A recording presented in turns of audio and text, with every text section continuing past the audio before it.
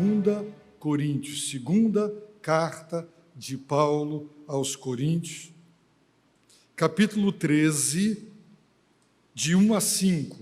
Diz assim a palavra de Deus: esta é a terceira vez que vou visitar-vos. Pela declaração de 2 ou 3 testemunhas, toda a questão será confirmada.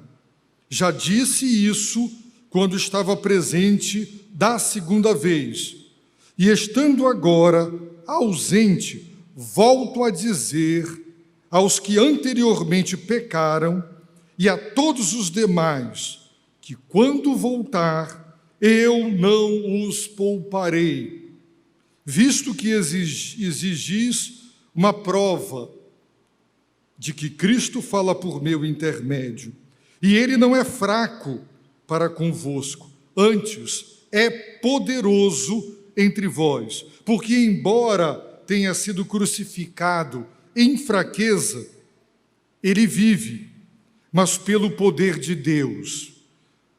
Pois nós também somos fracos nele, mas viveremos com ele, pelo poder de Deus para convosco. Examinai a vós mesmos, para ver se estáis na fé. Provai a vós mesmos. Ou não reconheceis que Jesus Cristo está em vós, a não ser que já estejais reprovados. A não ser que já estejais reprovados. Queridos irmãos, todo relacionamento conturbado, ele é extremamente desgastante. Todo relacionamento problemático, ele é entristecedor. E se teve uma igreja que teve um relacionamento conturbado e problemático com o apóstolo Paulo, foi a igreja de Corinto. Que igreja ingrata, que igreja problemática. Essa igreja o fez sofrer, essa igreja o magoou, essa igreja lhe deu muito trabalho. E nesta segunda carta, nós podemos perceber toda a dor, toda a angústia pela qual o apóstolo Paulo passou. E com isso eu quero dizer que os pastores passam angústias e sofrimentos por conta dos seus rebanhos. Mas não é prerrogativa do pastor. Todo aquele que lidera enfrenta esse tipo de problema. Seja o marido no lar, seja o diácono, o líder de um ministério, todos sempre enfrentamos problemas nos nossos relacionamentos com aqueles que estão sob nossa liderança.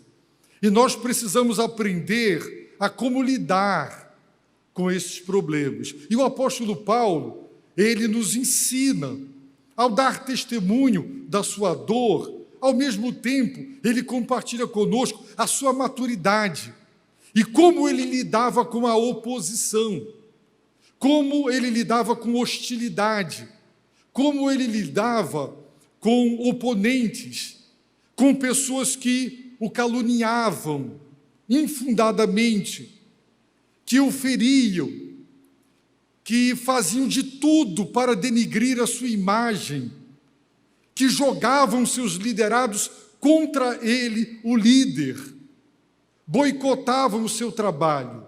Como nós devemos reagir? O contexto deste texto e desta carta. Ao ler Atos capítulo 18, nós encontramos o apóstolo Paulo na primeira viagem, a primeira visita à cidade de Corinto.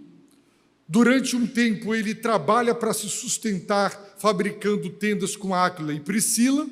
Quando Timóteo vem lá da igreja de Filipos trazendo a oferta, ele para de trabalhar e se dedica de tempo integral à pregação da palavra, e Deus salva vidas, e uma igreja plantada na cidade de Corinto. Ele ficou 1 ano e 6 meses ali, nada mais, nada menos do que o apóstolo Paulo. Se fosse eu ou qualquer outro pastor, poderíamos dizer, ele não soube evangelizar, ele não teve competência para plantar uma igreja. Quando você vê um muro torto, uma casa rachando, você diz, o construtor não foi bom. Mas, meus amados irmãos, em se tratando do apóstolo Paulo, nenhum de nós pensará que ele não evangelizou corretamente. Como sábio construtor, ele lançou o alicerce, o fundamento, que é Jesus Cristo.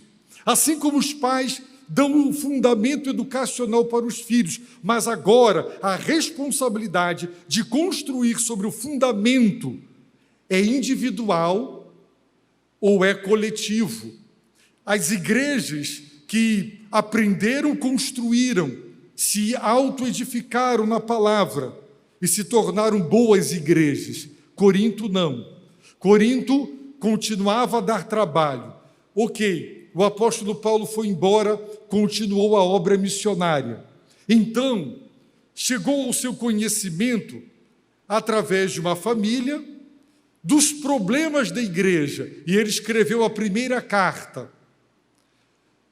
Então houve a segunda visita do apóstolo Paulo à cidade de Corinto. Mas, em 1 Coríntios capítulo 4, versículo 18 e 19, ele diz assim: mas alguns andam cheios de arrogância, como se eu não fosse mais visitar-vos.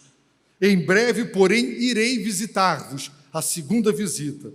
Se o Senhor quiser, então descobrirei não só o que falam os que andam cheios de arrogância, mas também o poder que possuem, porque o reino de Deus não consiste em palavras, mas em poder. E ele pergunta: o que desejais? Devo ir visitar-vos com disciplina ou com amor e gentileza? Ele fará a segunda visita. Ele pergunta: o que é que vocês querem? Irei com amor e gentileza ou com disciplina? Ele foi fazer a segunda visita. E quando chegou, ele não foi com disciplina. Ele não encarou com disciplina os pecados morais daquela igreja. E ele se retirou. Agora, ele está prometendo, capítulo 13, verso 1, esta é a terceira vez que vou visitar-vos. Os seus oponentes, então, disseram, vimos isso no capítulo 10, Paulo é valentão longe, escreve cartas incisivas, corajosas, de longe ele é corajoso, mas quando ele está presente, ele é frouxo, ele não encara, ele não age conforme ele promete. Por isso, eu, Paulo, capítulo 10, verso 1, 2 Coríntios, peço-vos pela mansidão e bondade de Cristo, que quando presente entre vós, sou temeroso, não sou de nada, mas quando ausente, corajoso para convosco. Eu vos suplico que quando estiver presente, não seja obrigado a usar de coragem com firmeza, que espero mostrar a alguns que consideram que nos conduzimos por padrões humanos. Porque na sua segunda visita, ele não disciplinou, então os seus críticos diziam, longe, valente, quando presente, ele é temeroso. Mas o apóstolo está tentando, irmãos, a todo custo e a todo preço, evitar um confronto desgastante, porque todo confronto é desgastante. Sente com seu filho ou filha se estiverem errados, para advertir e chamar a atenção, é desgastante. Sente com a sua esposa ou marido para dizer: você está errando aqui, aqui e aqui. E é desgastante. Quando o pastor tem que chamar um líder, é desgastante. E nós evitamos isso, porque isso traz muito desgaste emocional. Isso traz conflitos, aborrecimentos. E o apóstolo está dizendo: eu peço-vos pela mansidão e pela bondade, mudem, para que quando eu for pela terceira vez, eu não seja obrigado a ter que usar de coragem com firmeza. Vocês estão me obrigando a encará-los, a ser realmente disciplinador. Mas eles interpretavam a mansidão, o amor do apóstolo como líder, como fraqueza, lamentavelmente. Então, ele está dizendo aqui: esta é a terceira vez que vou visitar-vos. Na primeira eu vos evangelizei.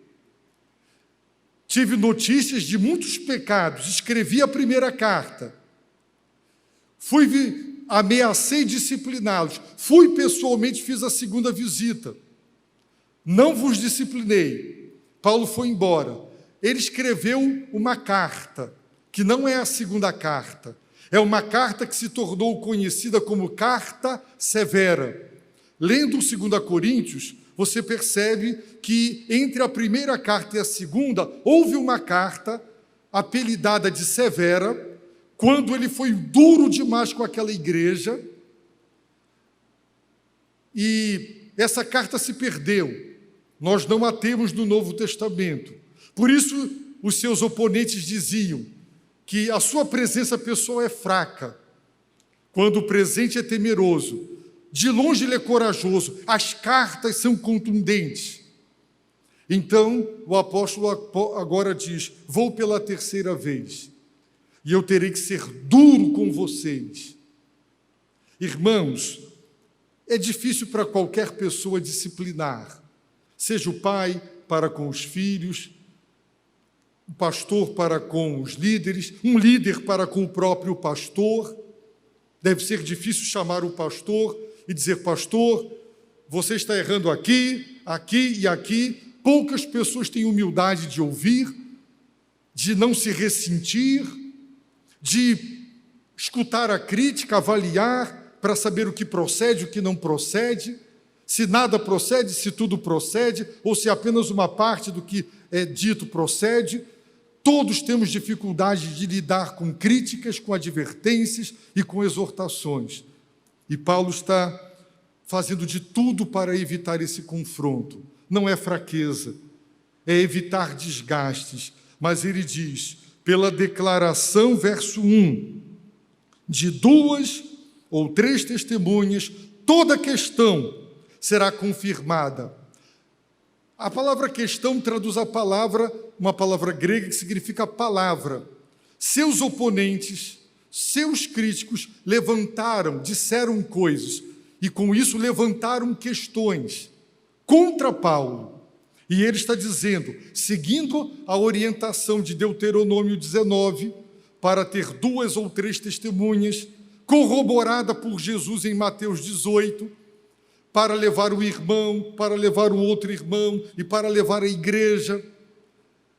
Seguindo a orientação bíblica, nós procuraremos 2 ou 3 testemunhas que possam fundamentar as acusações que vocês estão me fazendo. Então, quem me acusa terá que apresentar testemunhas e provas. Verso 2, já disse isso quando estava presente da segunda vez, e estando agora ausente, volto a dizer o quê? O que ele volta a dizer? Eu não os pouparei. E ele volta a dizer isso para quem? Aos que anteriormente pecaram e a todos os demais. Vejam aí, capítulo 12, verso 21, o último versículo do capítulo 12. Temo que, quando for outra vez, o meu Deus me humilhe diante de vós, e que eu lamente por muitos, dos que anteriormente pecaram e que ainda não se arrependeram da impureza, imoralidade e libertinagem que cometeram. Na segunda vez que Paulo esteve presente, ele disse: eu não pouparei esses membros da igreja, que pecaram e que ainda não se arrependeram da impureza, da imoralidade e da libertinagem que cometeram.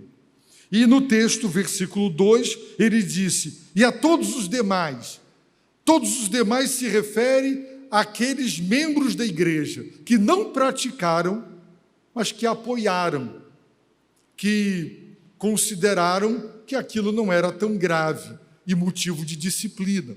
Então você na primeira carta lê, no capítulo 5, que tinha um jovem que tinha relações sexuais com a sua madrasta, a esposa do seu pai, e eles não disciplinaram aquele jovem com aquela imoralidade. No capítulo 6 você encontra Paulo refutando o pensamento que eles argumentavam. Deus fez o alimento para o estômago, o aparelho digestivo, e Deus fez o aparelho digestivo para o alimento. Deus fez sexo para o corpo, Deus fez o corpo para o sexo. Mas Paulo diz: o corpo não foi feito para a imoralidade, ele foi feito para o Senhor. Então aquele provérbio, os alimentos feitos para o corpo para os alimentos, justificava uma vida imoral. Eles participavam dos cultos aos ídolos pagãos, e lá nos templos pagãos, além de comilanças e comidas de carnes sacrificadas a ídolos, eram cultos recheados de prostituição. Os templos eram lotados de prostitutas, sacerdotisas, e aquelas relações eram tidas ali em culto e em homenagem àqueles falsos deuses. E Paulo diz: não existem deuses. O que tem ali é apenas um ídolo, uma representação material, mas os demônios se alojam nesses ídolos. E quando as pessoas comem em homenagem a um ídolo, ele não existe. Quando as pessoas têm relações sexuais com prostitutas sacerdotisas em homenagem àquele Deus que não existe, mas os demônios existem, e eles estão alojados na idolatria. Então, quando as pessoas idolatram, promovem alimentações, festas e orgias em homenagem àquele falso Deus, no fundo estão dedicando tudo aquilo aos demônios. Por isso que nós não aceitamos idolatria de qualquer espécie, festas ligadas a santos, doces ligados a santos, qualquer tipo de comida, de festejo que esteja vinculado a algum tipo de imagem, porque a palavra de Deus condena isso. Então, eles não se arrependeram dessas práticas, e o apóstolo Paulo está dizendo: quando eu estive a segunda vez, eu disse, e agora, ausente, de longe, eu vou repetir: quando eu for pela terceira vez, eu não os pouparei. Não os pouparei a quem? Aos que anteriormente pecaram, do verso 21 do capítulo 12, e que não se arrependeram da sua imoralidade, impureza e libertinagem. E também daqueles que apoiam, que não praticaram, mas apoiam, endossam, não julgam que é necessário haver disciplina. Eu também não os pouparei. Sabe por quê? Verso 3, visto que exigis uma prova de que Cristo fala por meu intermédio. Estes homens, estas pessoas, além de pecarem e não se arrependerem, eles estavam duvidando da autoridade apostólica de Paulo. E estavam dizendo: Paulo não é apóstolo, porque um apóstolo, Cristo fala através dele. E é verdade. Porque quando os dogmas papais são assinados, se torna a palavra de Deus para o catolicismo, porque o Papa é considerado o sucessor de Pedro, ele é apóstolo. Nós não aceitamos apóstolos porque um apóstolo, ele tem autoridade para falar a palavra de Deus e escrever a palavra de Deus. Por isso eles estão duvidando, eles duvidaram que Paulo era apóstolo, que Cristo diretamente se revelava a ele e falava por intermédio dele. E eles estavam exigindo uma prova, uma evidência de que Cristo falava por intermédio de Paulo. Veja aí no capítulo 12, versículo 12. De fato, as características de um apóstolo foram manifestas entre vós com grande perseverança, por meio de sinais, feitos extraordinários e milagres. Então, Paulo está dizendo, as características do meu apostolado estão aí. Deus operou sinais, prodígios e maravilhas através da minha instrumentalidade. Eu sou um apóstolo. Agora, muito mais do que isso, Deus, o Senhor Jesus, salvou aquelas vidas e plantou aquela igreja. E não há milagre que chegue aos pés da regeneração, da conversão, da ressurreição espiritual. Lamentavelmente, hoje, a conversão, a regeneração, a ressurreição espiritual, o nascer de novo, tem sido equiparado à cura e a outras coisas, como Jesus cura, liberta, salva. Irmãos, a cura de uma enfermidade em estado terminal, acompanhada de surdez de nascença e cegueira de nascença, não chega aos pés da salvação de uma vida. Mas eles estavam apegados a essas coisas e eles estavam duvidando de que Paulo era apóstolo e da sua autoridade, e eles queriam uma prova de que Jesus Cristo falava por intermédio dele, que ele era uma autoridade para falar e também para escrever a palavra de Deus. Aqueles, entre aspas, já citados superapóstolos, julgavam-se superiores a Paulo e com muito mais autoridade do que ele. E eles, então, o que fizeram? Jogaram a igreja contra o apóstolo Paulo. E, lamentavelmente, aquela igreja começou a duvidar da autoridade apostólica de Paulo. Irmãos, a calúnia é uma coisa tremenda. É muito triste quando um pastor entra numa igreja e ele fica com ciúmes do último pastor, e ele, então, ao invés de trabalhar e se dedicar para fazer a parte que lhe cabe, ele começa, então, a criticar o seu antecessor, para tentar diminuir o brilho dele, para ver se a sua estrela brilha. Irmãos, é triste quando um diretor sucede a um outro diretor à frente de uma escola, e ao invés de fazer o seu trabalho, tenta colocar a culpa do que está acontecendo no seu antecessor. Mas nós assumimos um trabalho para enfrentar seus problemas, para dar conta dos problemas e para virar a mesa pelo poder de Deus, de modo que as coisas caminhem. E nós não temos que ficar querendo ofuscar ninguém. E é isso que eles faziam, para ofuscar Paulo, para diminuir o seu prestígio diante da igreja. Eles o caluniaram, a ponto da igreja ter interiorizado aquelas críticas e duvidado da autoridade apostólica. Que igreja ingrata!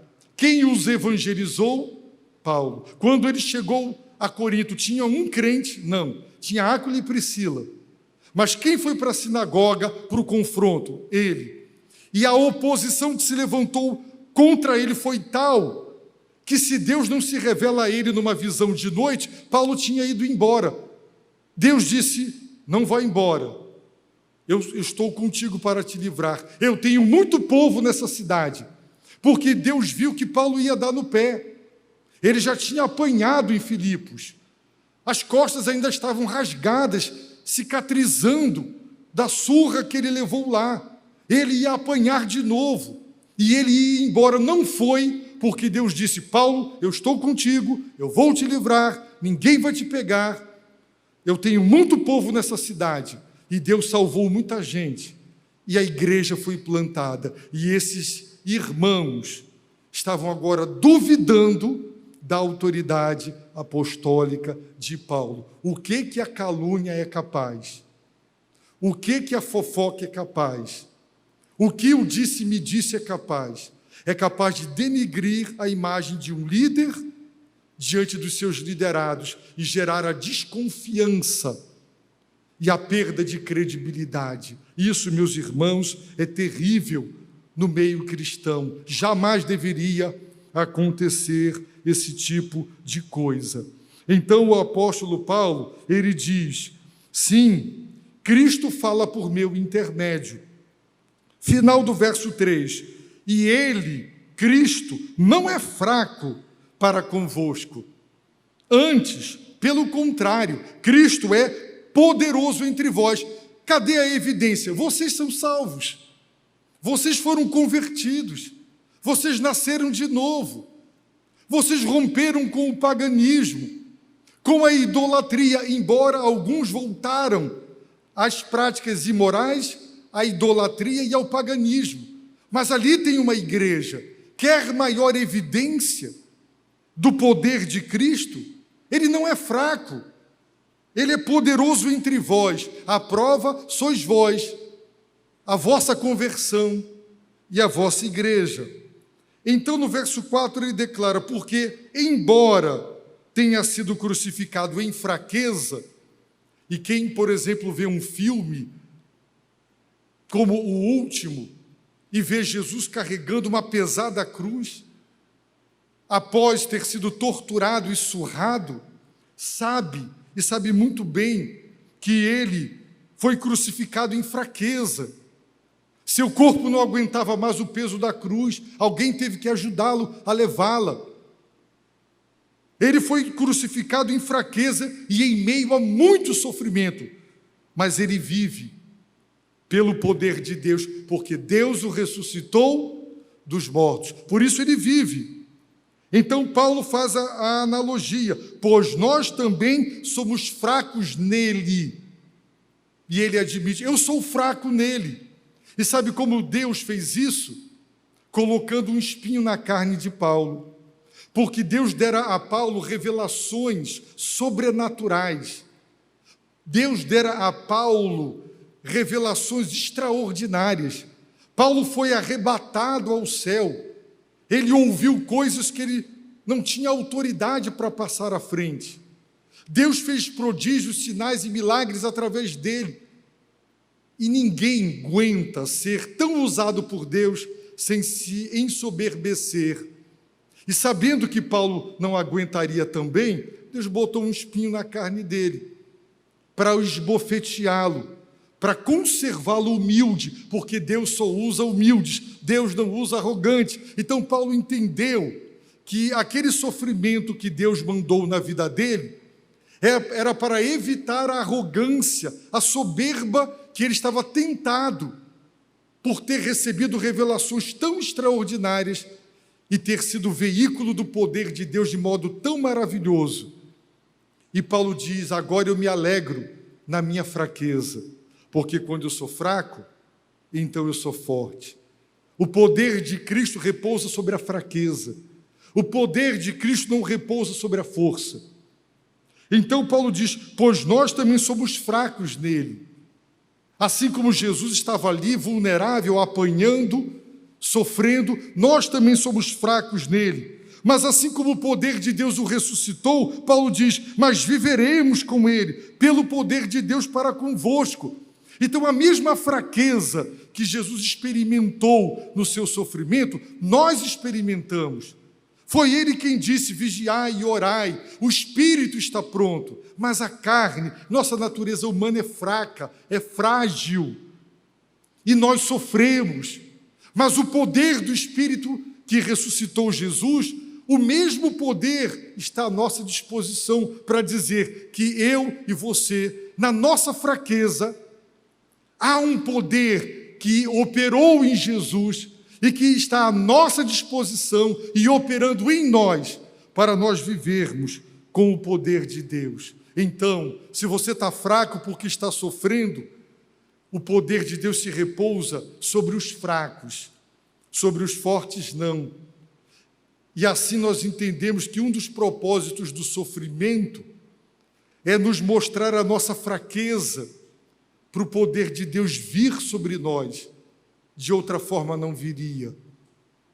E o apóstolo Paulo, então, termina dizendo, ordenando, dois verbos que estão no tempo presente, indicando continuidade, estão no modo imperativo. Primeiro, examinai.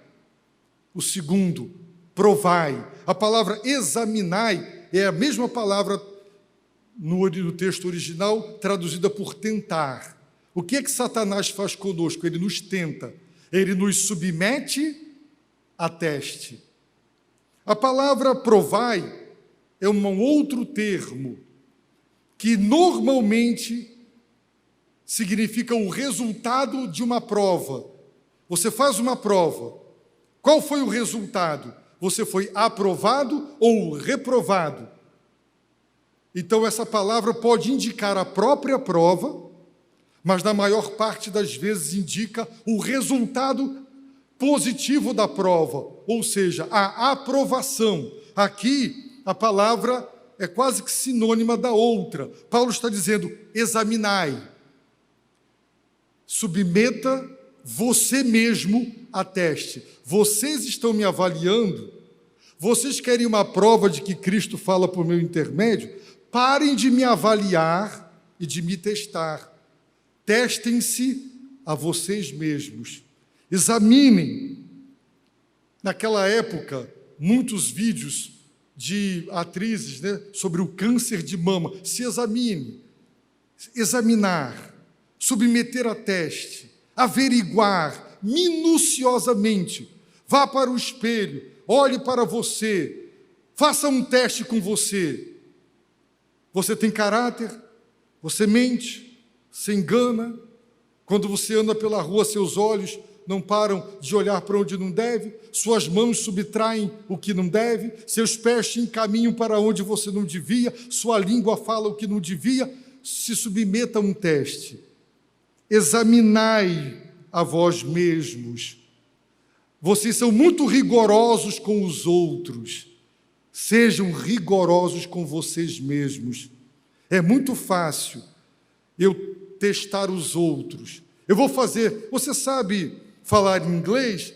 Vamos fazer aqui um teste de gramática. Aí você erra tudo, você não sabe gramática de inglês. O teste mostrou que você não conhece a língua.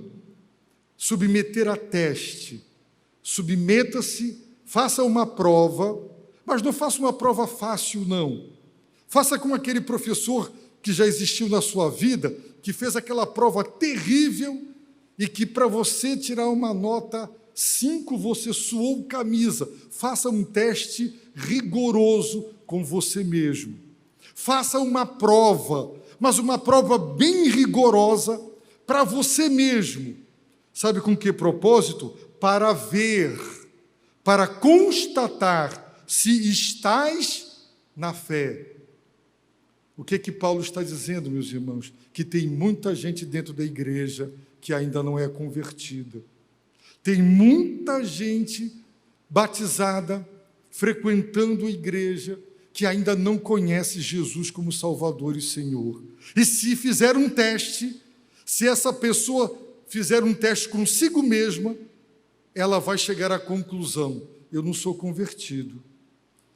Examinai a vós mesmos para ver se estais na fé. Aqui a fé é o Evangelho, as verdades reveladas, as doutrinas, o conteúdo da nossa crença.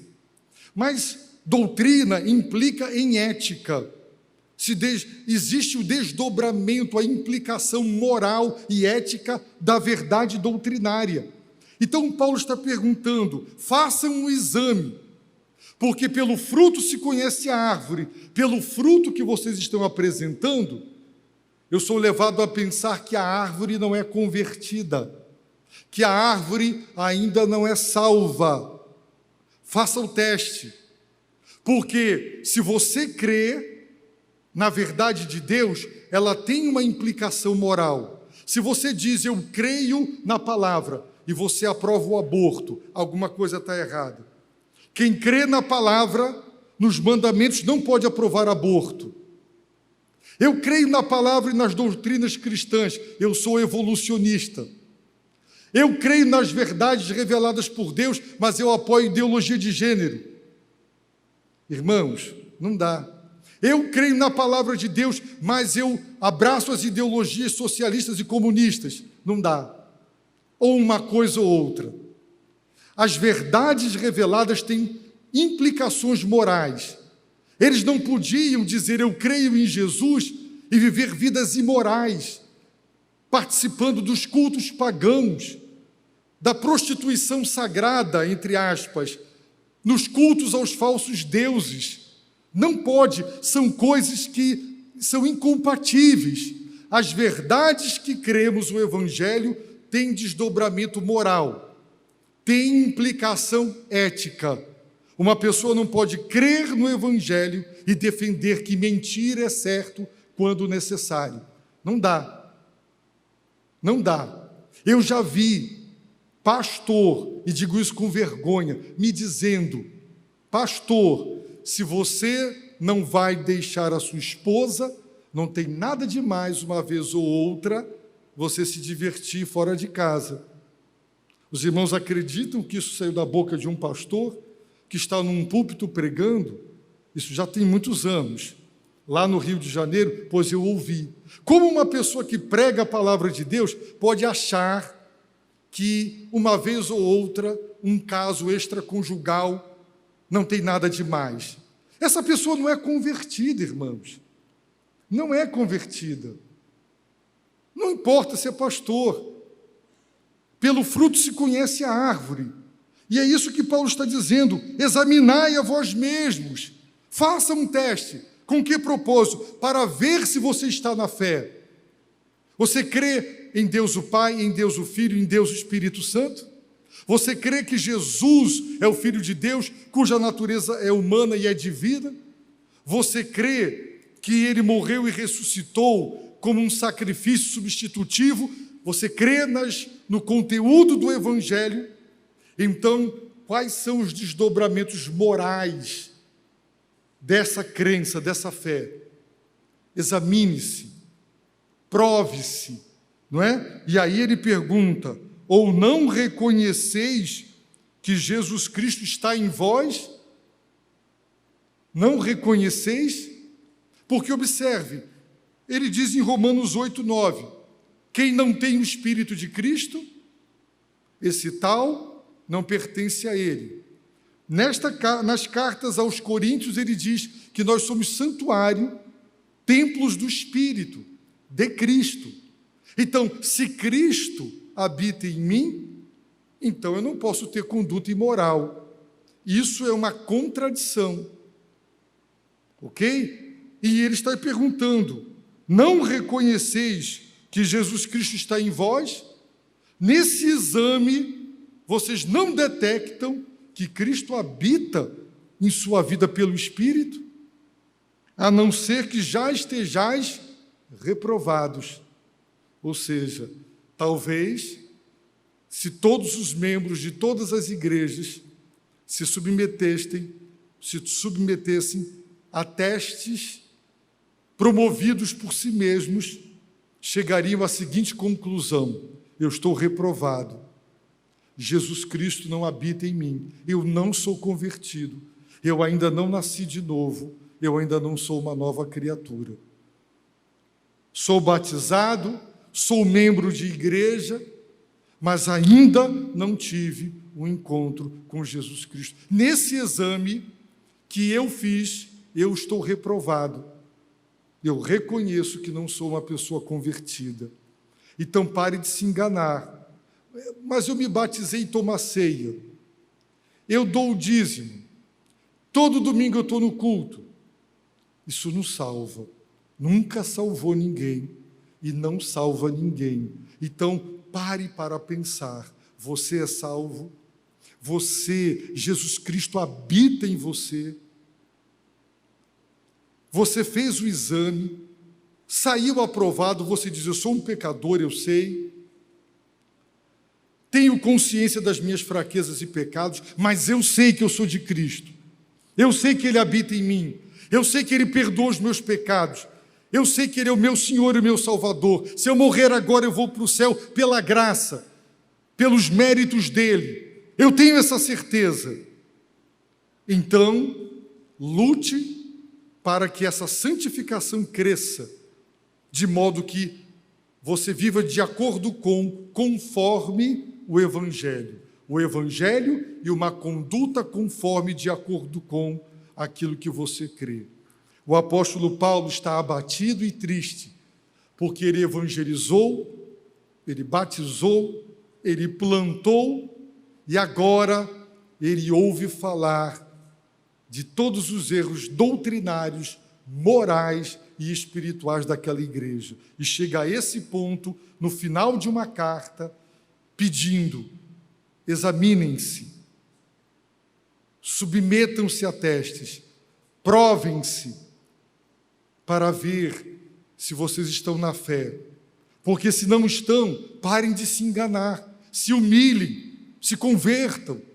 Enquanto é tempo, buscai ao Senhor enquanto se pode achar, invocai-o enquanto está perto. Não confiem no batismo, não confiem na ceia, não confiem no dízimo, não confiem na presença dos cultos. Só Jesus Cristo salva, só Ele realmente nos ressuscita espiritualmente.